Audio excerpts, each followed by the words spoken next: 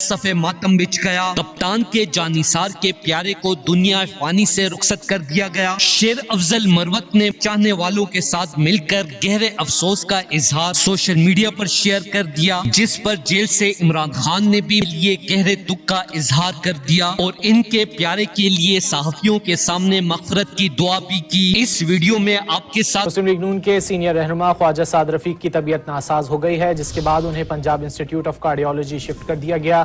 دیکھیں جی، یہ لیگی رہنما ہے خواجہ سعد رفیق، ان کی اب سے کچھ دیر قبل طبیعت ناساز ہوئی تھی، جس کی بنا پر انہیں پنجاب انسٹی ٹیوٹ آف کارڈیالوجی منتقل کر دیا گیا ہے۔ اس وقت خواجہ سعد رفیق کے جو ضروری ٹیسٹ ہیں وہ کیے جا رہے ہیں، ڈاکٹرز کی ٹیم وہاں پر موجود ہے، جن کی جانب سے یہ کہا جا رہا ہے کہ جب ٹیسٹوں کی رپورٹ سامنے آئیں گی تو اس کے بعد جو بیماری ہے۔ مراد سعید کا اس حوالے سے رولا دینے والا ویڈیو پیغام بھی شیئر کریں گے۔ دوستو، جیسا کہ آپ کو پتا ہے کہ مراد سعید عمران خان کے بہادر اور وفادار سپاہی۔ ہم نے یہ کہا ہے کہ آواز اٹھانا جنازے اٹھانے سے بہتر ہے۔ ہم نے یہ کہا ہے کہ ہم نے خوشحالی، ترقی اور امن دیکھا ہے۔ ہم کسی کو بھی اجازت نہیں دیتے کہ ہمارے لوگوں کو ایک دفعہ پھر سے ایندھن بنایا جائے، اور یہ جرائم کی تفصیل بڑی خطرناک ہے۔